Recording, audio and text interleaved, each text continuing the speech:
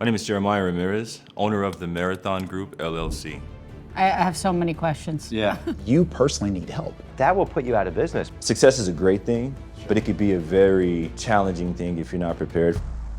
To be the person that has to have his hand in every single thing, every single deal, is extremely stressful. All of my focus can't be on the business 24/7.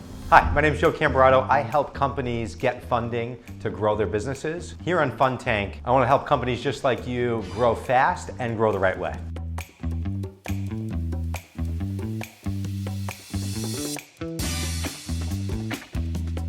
Hi, I'm Bianca D'Alessio, founder of the Masters Division at Nest Seekers International and #1 top producing real estate broker in New York City.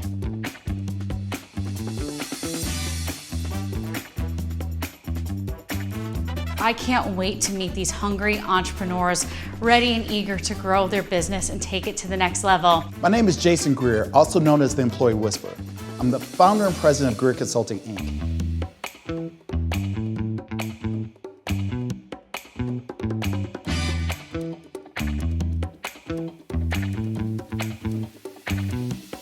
People come to Fund Tank looking for money. I want people to consider the bigger implications of what that money looks like.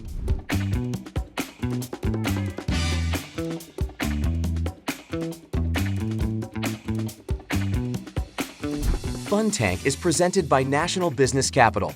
To work with Joe's team, go to nationalbusinesscapital.com/fundtank.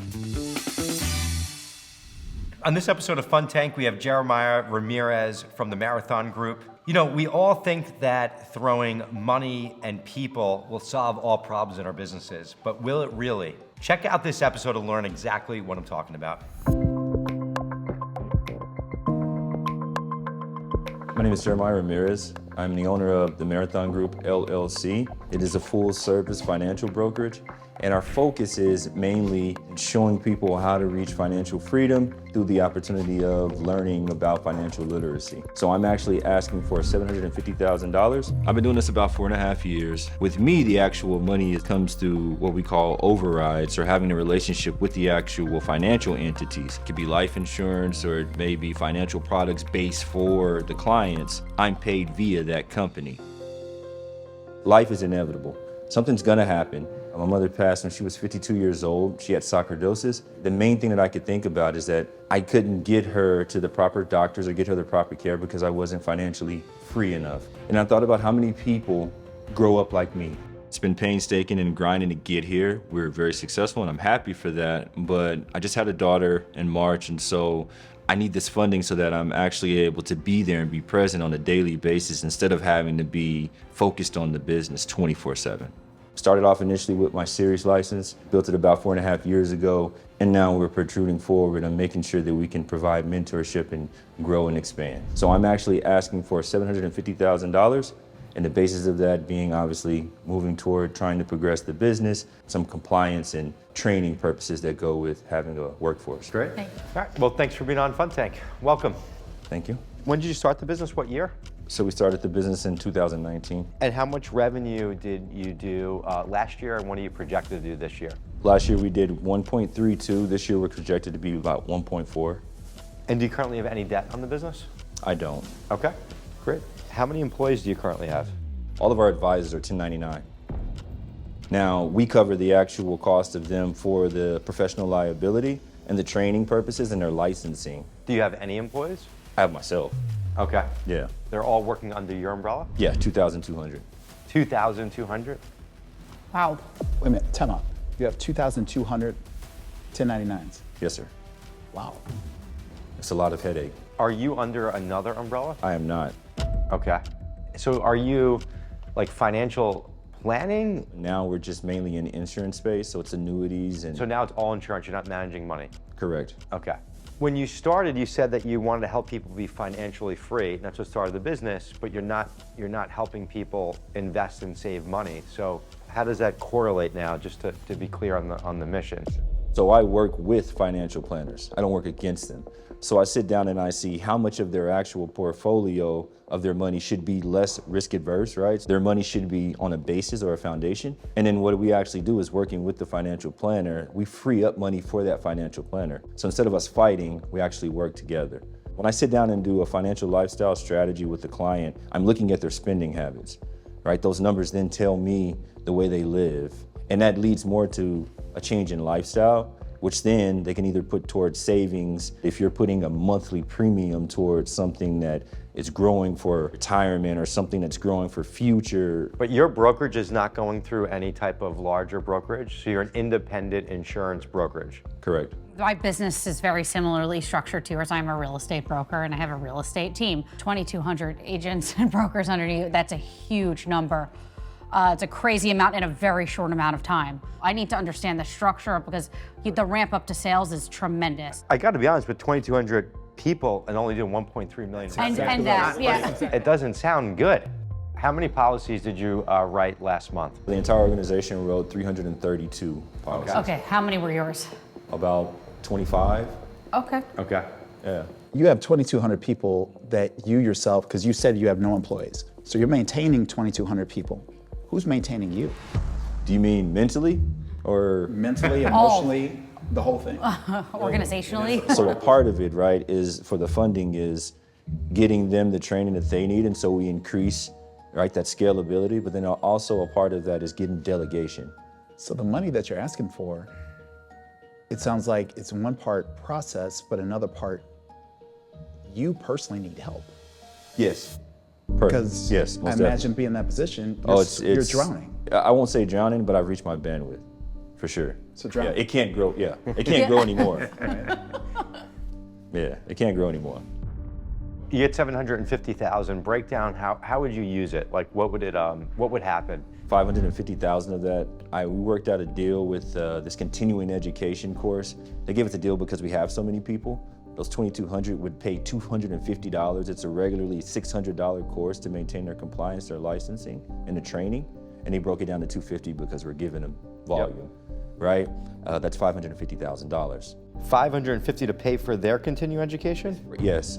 The other 200 of it is just like I said, we're actually going to invest probably about $100,000 that will go into marketing, and it's also going to go into client acquisition, whether that be organic funneling and growing our presence in social media and things like that. Why are you paying for their continuing You education? took the words right out of my mouth. So one of the biggest reasons for turnover is because people don't know what to do. There's no actual guidance. There's not a set system for people to come in and be able to go through that system to be successful. If people come into insurance or independent insurance sales, they usually come in, some people come in because they want to, others come in because they don't have anything else that they can do and they can go get that license. I have so many questions. Yeah.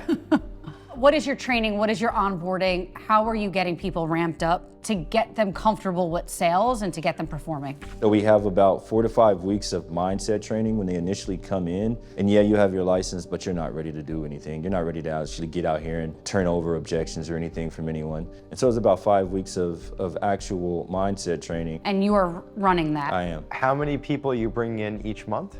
10 to 15. At what point did you realize that this is going a little bit bigger than you thought it was going to be? Within the first 90 days, success is a great thing, but it could be a very challenging thing if you're not prepared for it. And it grew quicker than we ever anticipated it. So then it was me sitting there like, Sound familiar? Yeah. It becomes its own it's animal. its own animal. Like, it Yes, just the becomes its success own of it thing. becomes its own. And then you achieve a certain level, right? And then within yourself, there's this, it's maintaining it. And, Keep going, it keeps keep growing going. and The growing, hamster growing. wheel. And The hamster yeah, that's the beast. Because that feeds into my next question, or really my next point, is if you're looking at 550 for continuing education, be mindful that you're not looking to just take your exhaustion and throw it on to somebody else. And be mindful that that 550 could go a multitude of different ways that could actually help you in the long run. I like that. That will put you out of business paying for the continuing education. It's half of your revenue of last year. You cannot do it because people need to have buy-in to the business. I agree with that. If an agent is not willing, if a broker's not willing to pay $250 for themselves to invest And I in think the themselves, only reason you're wasting your time. Goodbye. Yeah. Get out. 100%. Yeah. There's 2 stages to your success. Yes. The first was living the mission of what happened to your mother. Correct. And making sure that you taught financial literacy to people. Correct. You've accomplished that. The second step is give yourself permission to be successful. Because at these 1.4 million, it sounds good to the average person, but if you got 2,200 people working for you, It should be you're much not larger. making anything. 100%. So give yourself permission to be successful. Oh God, and the managing of 2,200 people, the headache alone, I mean, it's way too much. From what it sounds like right now, what you're doing, and you have to identify, what are you good at that nobody else is good at? Right now, all you're doing is recruiting and training, recruiting and training, recruiting and training. That's it. The numbers are speaking for itself. Yeah. Who's doing the sales? Yeah. And you need to figure out, if you are the best at sales, how are you focusing on the sales to generate more business for the company? Makes sense. And how are you making sure your agents are aligning with that and they are being properly trained? I'm not talking about making an accredited course. That's a path for later on, and it's a much longer program. But you cannot be spending 5 weeks per individual person, even if you're doing it in batches, of just training over and over again, because it's too long of a time. And your dropout rate of a salesperson is too high if you're not giving them the proper tools to be successful.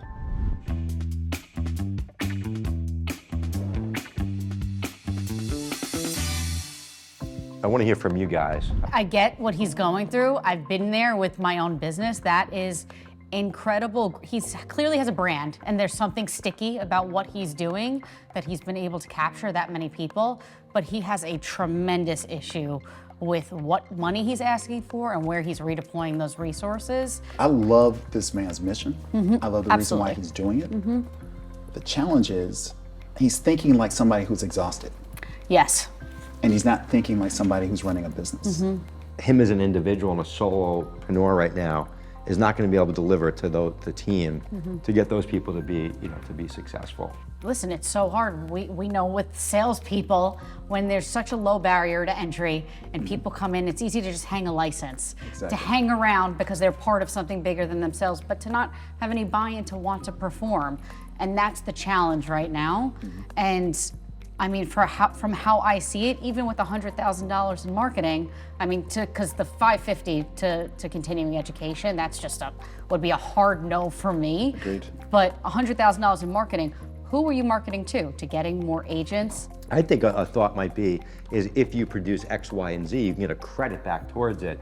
But to front load that, pay it, it's a huge expense for the business to have people just not really care, not be into it. Oh, cool, I got it paid for, whatever. I'll keep this going, I'll do a deal here or there, I'll make some money. But he'll be bearing all the cost.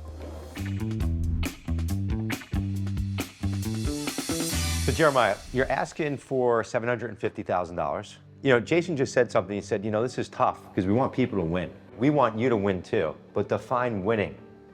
Because right now, just giving you $750,000, I'm not clear that that's going to equal winning or success. In fact, I think it might hurt you. And no one wants to hurt you. And borrowing too much money could actually hurt you and can crush a business. Sometimes in business and in life, in order to go fast, you have to slow down. You're doing something right. You got 2,200 people to believe in you and sign up with you in your business. Like, that's amazing.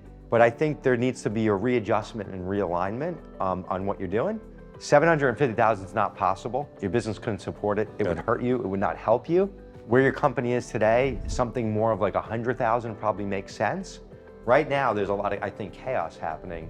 I think we have to refocus on the structure, what it looks like in the plan. Appreciate it. I think that's worth more actually than the money. So I appreciate that. Definitely is. And listen, throwing money at it is not fixing this issue. It's not a money issue. It's a people, process, and systems issue, and I think we got to get really clear on that. I agree. Thank you, guys. Awesome, man. Thank you for coming out today. Appreciate it. They were asking if it went unexpected, but no, I think it went as expected. I came in for $750, looking for $750,000, and they said that $100,000 would probably be more in the range of the way my business is structured right now. I feel like I'm going to be able to take that and make something out of it and make the best out of the situation.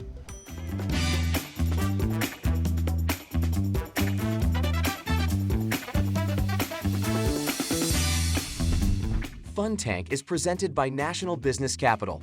To work with Joe's team, go to nationalbusinesscapital.com/funtank